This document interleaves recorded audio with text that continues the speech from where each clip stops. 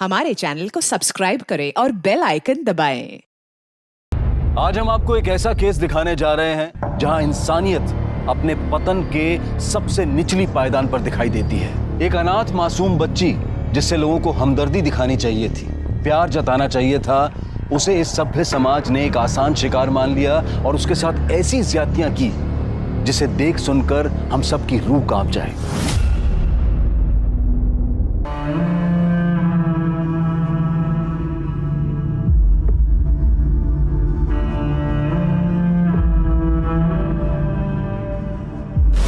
विद्या, बेटा तूने सुबह से कुछ भी नहीं खाया, तेरे लिए कुछ बना के लाऊं? हाँ, कुछ तो खा ले बेटा।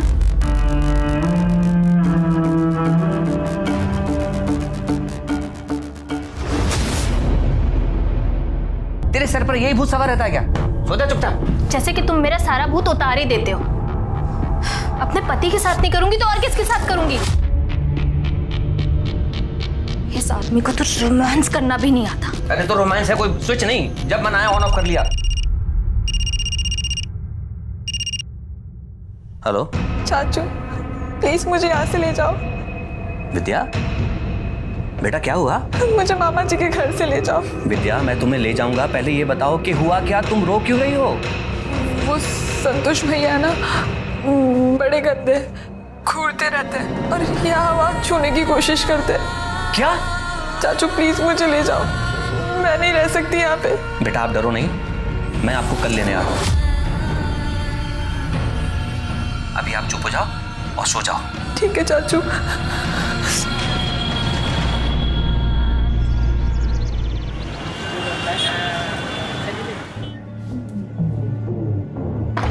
विद्या, विद्या! अरे अविनाश, आओ बैठो। सुमन, अविनाश जी आए, उनके लिए चाय पानी का इंतजाम करो।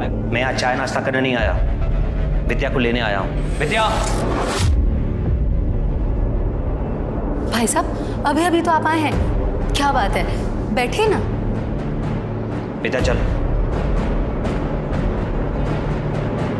एक मिनट, क्या कर रही हूँ? चल क्या रहे हैं यहाँ?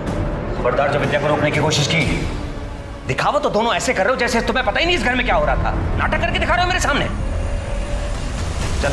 अविनाश, जब वो बहन ही नहीं है ना जिसकी वजह से रिश्ता था, तो अपनी हद में रहो।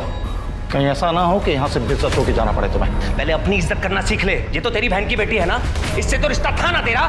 नीच आदमी इस रिश्ते की लाज रख लेता। गलती तुम लोगों की नहीं, गलती मेरी है जो इस बच्ची को इस घर में तुम लोगों के साथ रहने दिया।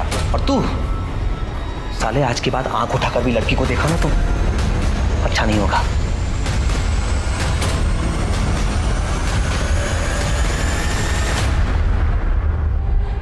अच्छा हुआ अविनाश भाई साहब विद्या को यहाँ से लेकर चले गए। थोड़े दिन और रुकती तो पता नहीं इसके साथ क्या होता।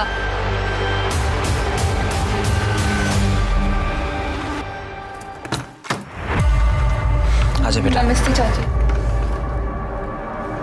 मैंने मना किया था ना, फिर भी आप इसको ले आए। मैं तुम्हें कह देती हूँ, मैं इसकी जिम्मेदारी नहीं उठाने वाली, समझे तुम? तुमसे जिम्मेदारी उठाने के लिए कह कौन रहा है? मैं ख्याल रखूंगा इसका।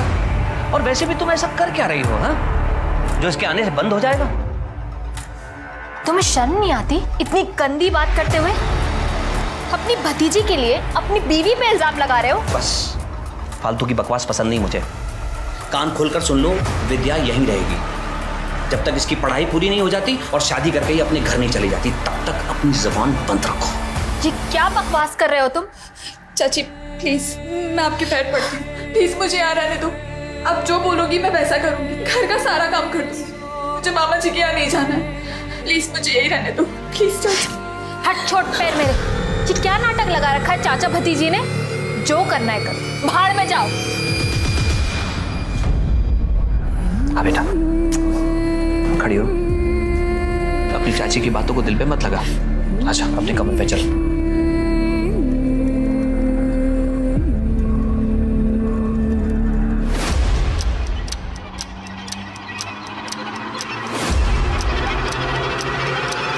कुछ खो गया क्या? क्या ढूंढ रहे हो? नहीं, मैं घड़ी से पहने ही हुई है घड़ी। मैं बताओ। लो बेटा, विद्या, हमने प्रिंसिपल से बात कर ली है। कल तुम्हारा 12th में एडमिशन हो जाएगा और परसों से तुम स्कूल जा सकती हो।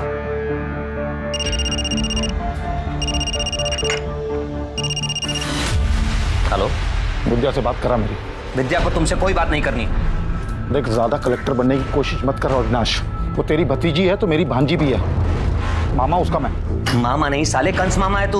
मुझे अच्छी तरह पता है तेरे घर में विद्या के साथ क्या हुआ, और कान खोल कर सुन ले। अब तूने दोबारा परेशान करने की कोशिश की ना तो मैं पुलिस स्टेशन चला जाऊंगा तेरी कंप्लेन करने। और एक बात और, तुम लोगों का विद्या से कोई रिश्ता नहीं।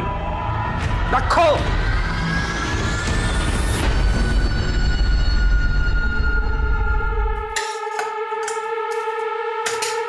महारानी जी, आराम करके फुर्सत मिल गई हो तो थोड़ा घर का काम करेंगी, या आपने भी अपने चाचा की तरह मुझे इस घर का नौकर समझ के रखा है?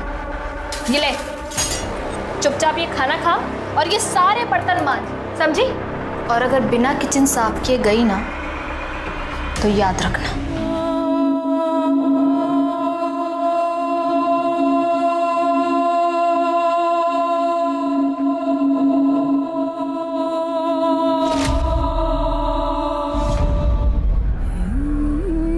अब बेटा पहले आराम से खाना खा ले, उसके बाद पढ़ाई कर लेना। पापा मुझे नहीं खाना है, कल मेरा एग्जाम है और आपने मुझे रिवीजन नहीं कराया ना तो मैं फेल हो जाऊंगी। बेटा खाना नहीं खाएगी तो पेपर कैसे दे पाएगी? देख, मैंने तेरे मनपसंद की सब्जी बनाई है।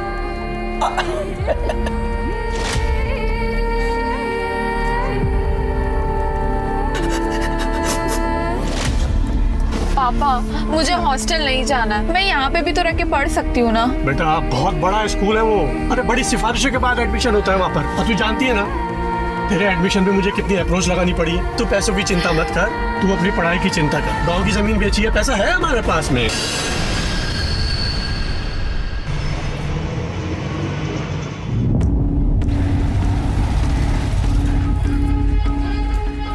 अच्छा सुन, मैं जरा पंडिताइन से मिलकर आती हूँ, तो ये छोला लेके खा जाओ, ठीक है?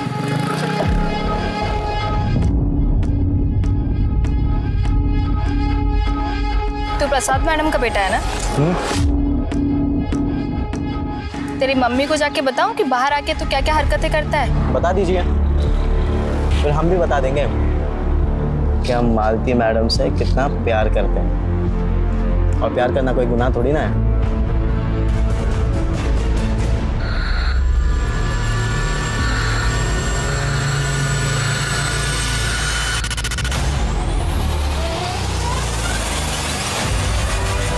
विद्या, जिसके माता पिता उसे हर तरह की खुशी और सुरक्षा देना चाहते थे, वो अब इस दुनिया में नहीं रहे। और विद्या लाडली बेटी से अनाथ बन गई और अपने रिश्तेदारों की मोहताज हो गई। जहां उसके रिश्तेदारों को, समाज को उसके प्रति संवेदनशील होना चाहिए था, वहीं वो उसके एकदम विपरीत अत्याचारी बन गए। विद्या एक मासूम बच्ची जो पहले से ही दर्द में थी। लोगों ने उसकी रूह तक को नोच खाने का प्लान बना लिया था। आप लोग विद्या के चाचा चाची हैं, उसके माँ बाप कहाँ हैं? सर 2 महीने पहले एक एक्सीडेंट में उनका देहांत हुआ। हम दोनों और उसके मामा मामी बस यही केयर टेकर थे उसके। उसकी मामी ने जिद की और उसे अपने साथ घर ले गई ताकि वो उनके साथ ही रहे। तो विद्या वापस कब आई? 1 महीने पहले सर। क्यों, वहाँ कुछ प्रॉब्लम थी क्या? सर विद्या ने मुझे बताया था कि उसकी मामी का बेटा संतोष उसे बुरी नजरों से देखता था, घूरता रहता था हर वक्त। बस मैं विद्या को यहाँ सहारनपुर ले आया और यहीं के स्कूल में उसका एडमिशन भी करवा दिया। अच्छा एक बात बताइए, विद्या को पेड़ पे चढ़ना आता था? मुझे इस बारे में जानकारी नहीं। सर, मैंने एक बार विद्या को छज्जे पर से कुछ सामान उतारने के लिए कहा था, पर वो बहुत डर रही थी। मैंने उसकी मदद भी करनी चाहिए उसे ऊपर चढ़ाने के लिए, पर वो नहीं चढ़ पाई। मिश्रा, ये विद्या अगर एक छोटे से छज्जे पर नहीं चढ़ पाई, रस्सी के साथ कैसे चढ़ी होगी? आई डाउट कि वो चढ़ पाई होगी। ये आत्महत्या का नहीं, हत्या का मामला लग रहा है। तुम एक काम करो, एक टीम लेकर मेरठ जाओ, वहाँ उसके मामा मामी और वहाँ के पड़ोसियों से पूछो, शायद कुछ पता चले। सर। पूजा सर। यहाँ के पड़ोसियों से पूछो, देखो क्या चल रहा था।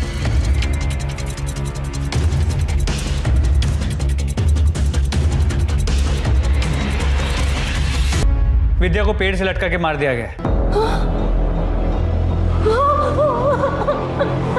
किसने मार दिया? कौन सी बच्ची थी वो?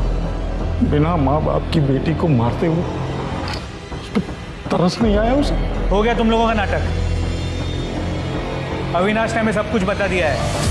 तेरे इस बेटे की बुरी नज़र थी उस पर। नहीं ऐसा कुछ नहीं था, बकवास कर रहा है वो अविनाश। अच्छा, इसलिए 1 महीने के अंदर यहाँ से अपने चाचा के घर वापस चली गई और वहाँ जाती 1 महीने के अंदर उसका मर्डर भी हो गया। कैसे? देखिए, ये अविनाश ना एक नंबर का कमीना आदमी है। किसी ने विद्या को हमारे खिलाफ भड़काया और ज़बरदस्ती उसको यहाँ से ले गया, और हम तो बेटी की तरह पालते थे उसको। असली कहानी है सर कि विद्या के बाप ने उसके नाम पे 25 लाख की प्रॉपर्टी की थी कि वो 18 साल की होगी वो तभी मिलेगी, और अभी कुछ महीनों में 18 साल की होने वाली थी वो, इसलिए वो उसको ले गया यहाँ से। वो घटिया से आदमी कुछ भी बोल रहा है और आप मान रहे हैं? सर 25 लाख रुपए का लालच महेश को था, मुझे नहीं। तभी तो वो विद्या को लेके चला गया। अगर मुझे लालच होता तो मैं जाने देता उसे। मैं उसका चाचा हूं सर, उसकी जिम्मेदारी और पहला हक मेरा बनता है। तो वो 25 लाख रुपए की प्रॉपर्टी किसको मिलेगी अब? भगवान जाने किसे मिलेगी। मेरे हिसाब से तो सर एक नई महाभारत शुरू होने वाली है यहाँ। जब अनाथ बच्ची को सहारे की जरूरत थी तब तो कोई सामने आया नहीं। अब देखिए आप, यहाँ के वहाँ के सारे रिश्तेदार आ जाएंगे पैसों के लिए बिलों से बाहर निकल कर। मेरी तरफ से तो कोई भी लेके जाए, मुझे कोई परवाह नहीं। मैं अपनी नौकरी से खुश भी हूँ और संतुष्ट भी, और मुझे किसी की प्रॉपर्टी में कोई इंटरेस्ट नहीं। सर विद्या की पोस्टमार्टम रिपोर्ट, उसकी मौत दोपहर 1 से 3 बजे के बीच हुई है, गला घुटने की वजह से। और गले पे जो रस्सी के निशान मिले, उससे ये पता चला कि पहले उसके गले में फंदा डाला गया। मिश्रा, फिर तो रस्सी पर कातिल की उंगलियों के निशान और विद्या के स्ट्रगल के निशान दोनों मिलने चाहिए। जी सर, रस्सी पे विद्या के फिंगरप्रिंट्स है, उसके स्ट्रगल के निशान भी है, लेकिन कातिल के फिंगरप्रिंट्स नहीं है। सर लगता है उसने ग्लव्स पहने थे। इसका मतलब ये पक्का मर्डर है, क्योंकि अगर विद्या ने पेड़ पर चढ़कर फांसी लगाने की कोशिश की होती और ऊपर से कूदी होती तो उसकी गर्दन की हड्डी टूटी होती। ऐसा तो पोस्टमार्टम रिपोर्ट में कुछ भी नहीं है। सर एक और बात पता चली, रिपोर्ट के मुताबिक वो सेक्सुअली एक्टिव थी। मर्डर से कुछ दिन पहले भी उसने शारीरिक संबंध बनाए, लेकिन उसके साथ रेप हुआ था या उसने अपने मर्जी से सेक्स किया था ये नहीं पता चल पाया, क्योंकि उसके प्राइवेट पार्ट्स पे कोई इंजुरी मार्क्स नहीं है। मिश्रा, ये मर्डर फुल प्लानिंग के साथ किया गया है और इसे जल्दी से जल्दी सॉल्व करने के लिए हमारे पास फॉरेंसिक रिपोर्ट का होना बहुत ज़रूरी है। कब आ रही है? बहुत जल्द आ जाएगी। मिश्रा, एक काम करो, एक टीम के साथ मेरठ जाओ और विद्या के बारे में पूरी डिटेल्स पता लगाओ कि उसका कोई बॉयफ्रेंड था या नहीं था। अगर कोई बॉयफ्रेंड नहीं था तो कोई ऐसा आदमी जिसकी नज़र उस अनाथ और अकेली लड़की पर थी, क्योंकि अविनाश के बयान के मुताबिक उसके मामा का लड़का संतोष, उसकी विद्या पर गंदी नज़र थी। तब तक हम यहाँ अविनाश के साथ पूछताछ करते हैं, क्योंकि पोस्टमार्टम रिपोर्ट के मुताबिक मरने के 4-5 दिन पहले विद्या के साथ सेक्स हुआ था, तो हो सकता है वो आदमी यही हो जिसने उसके साथ ये सब किया। सर वैसे मरे हुए इंसान के बारे में बुरा नहीं बोलना चाहिए, पर सर विद्या की चाल चलन ठीक नहीं थी। वो सर मोहल्ले के हर जवान लड़के पर डोरे डालती थी। सर पता नहीं क्या जादू करती थी कि सारे जवान लड़के उसके पीछे घूमने लगते थे। एक मिनट, आप प्रिया हैं? PSI Mishra, Saharanpur police station. आप विद्या को जानती है ना, महेश की भांजी? देखिए वैसे भी हमें पता चला था कि विद्या जब तक यहाँ थी आपकी बहुत अच्छी दोस्त थी, आप लोग अक्सर मिलते जुलते थे। क्या आप बता सकते कि विद्या कैसी लड़की थी? मतलब उसका कोई बॉयफ्रेंड था या कोई ऐसा था जो उसे परेशान करता था? सर विद्या एक बहुत अच्छी लड़की थी, उसका किसी भी लड़के के साथ कोई चक्कर वक्कर नहीं चल रहा था। वो तो मेरे अलावा किसी से बात तक नहीं करती थी सर। हाँ बस हमेशा डरी डरी सी रहती थी, अपने मम्मी पापा को याद करके बहुत रोती थी सर। उसने अपने मामा के घर के बारे में कुछ बताया था? बताया था सर, सब बताया था। उसने मुझे अपने चाचा चाची के बारे में भी बताया था, तो मैंने ही उसे आइडिया दिया था कि वो अपने चाचा के घर चली जाए ताकि इन सब चीज़ों से बच सके। मतलब विद्या के बारे में 2 तरह की इंफॉर्मेशन सामने आ रही है, एक कि वो सीधी सादी और डरी सहमी लड़की थी, और दूसरा इसका उल्टा कि उसका कैरेक्टर खराब था, जो कि हो सकता है किसी का पर्सनल ओपिनियन हो। लेकिन महेश और संतोष के बारे में दोनों बार सेम इंफॉर्मेशन आई कि दोनों का बड़ा घटिया कैरेक्टर था। एक काम करो, ये संतोष और महेश दोनों के कॉल रिकॉर्ड्स और मोबाइल लोकेशंस निकलवाओ और विद्या के बारे में पूरी डिटेल्स निकालो और ज़्यादा। सर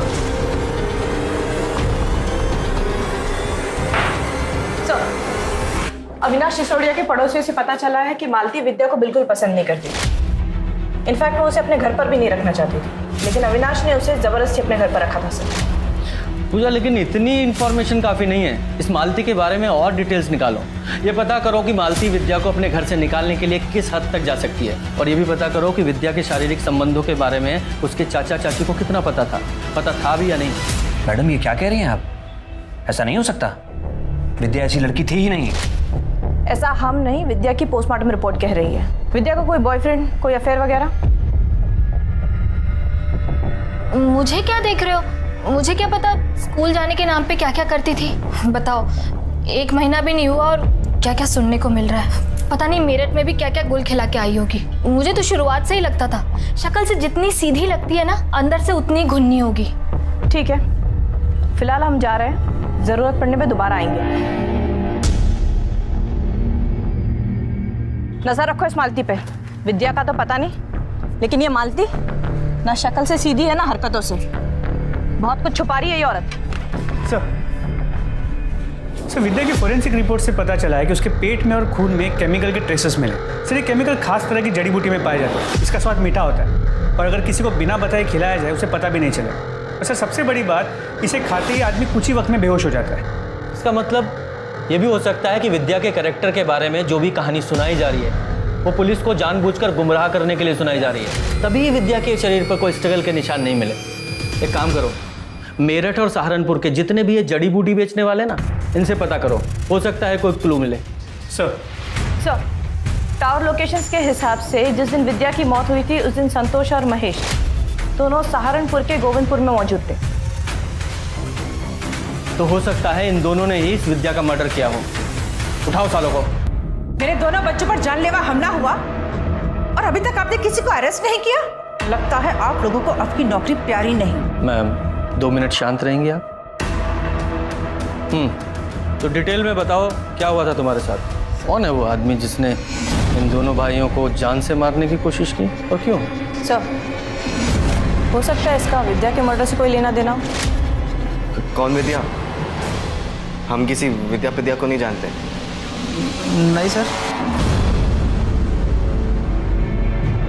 नहीं ऐसे। सर ये तो इस महेश की बीवी है, सुमन। ये मेमोरी कार्ड मुझे मेरे अलमारी से मिला।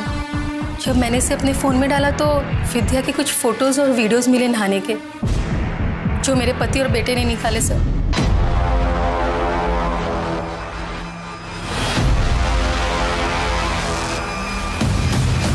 क्या बे, रास्ता क्यों रुका? चल हट, जाने दे। मालती को जानता है तू? हाँ, क्या बात कर रहा था उससे? तेरे को क्यों बताऊं? पुलिस किधर भागता है? तलाशी करो। मिश्रा इतनी आसानी से नहीं बोलेगा, थोड़ी खातिर करो इसकी। सर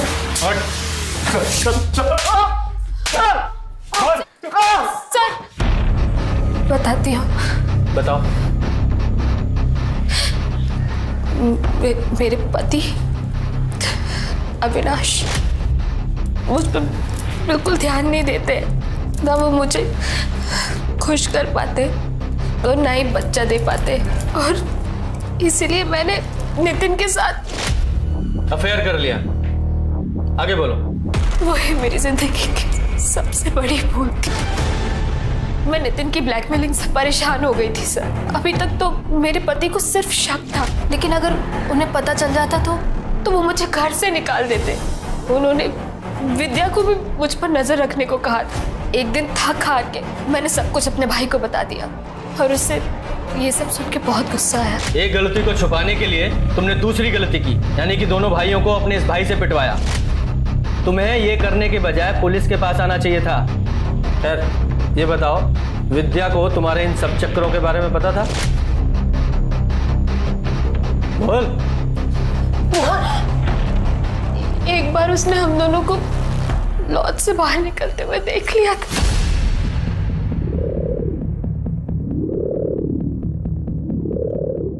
सुन, तूने अभी जो यहाँ देखा ना, किसी को बताना मत समझी। अगर तेरे चाचा को पता चला ना, तुझे घर से निकाल दूंगी और भेज दूंगी तेरे मामा के पास। नहीं, मैं चाचू को कुछ नहीं बोलूंगी।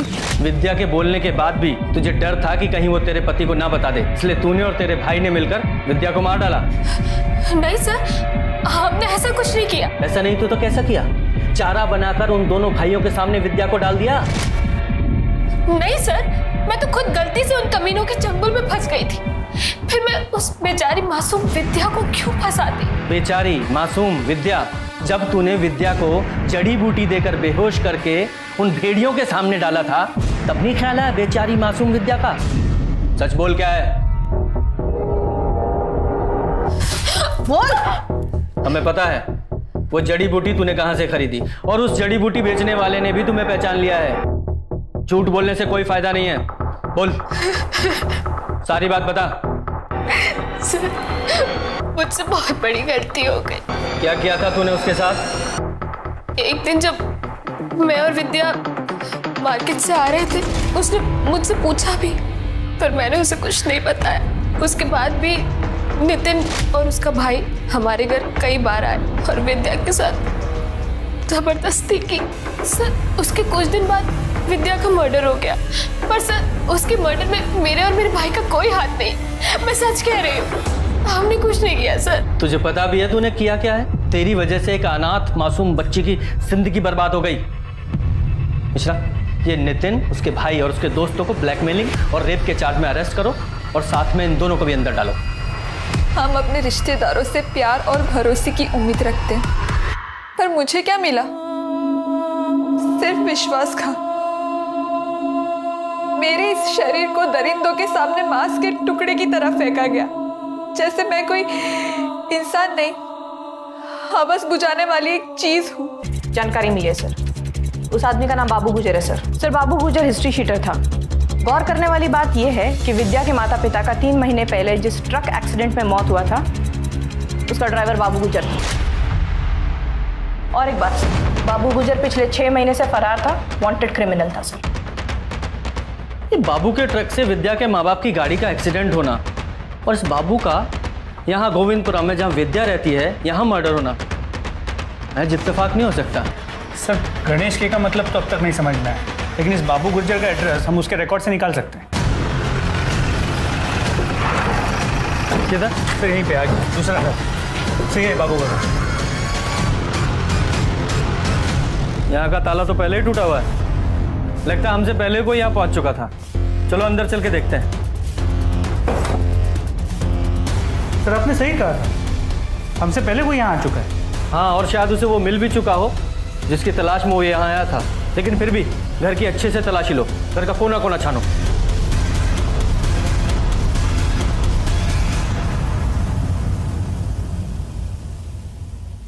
गणेश के गणेश के गणेश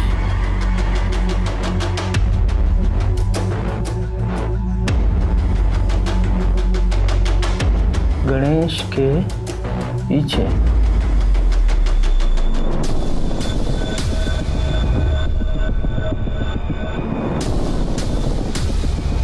सर, ये तो स्पाई कैम है, कैमरा है, इसे वीडियोस रिकॉर्ड होते हैं। सर, कहीं बाबू मरने से पहले इस पेन के बारे में तो नहीं बताना चाहता था? हो सकता है कातिल ने इसी की तलाश में इस घर की यह हालत की है, और इसी में कुछ ऐसा रिकॉर्ड है जिसकी वजह से बाबू की जान गई।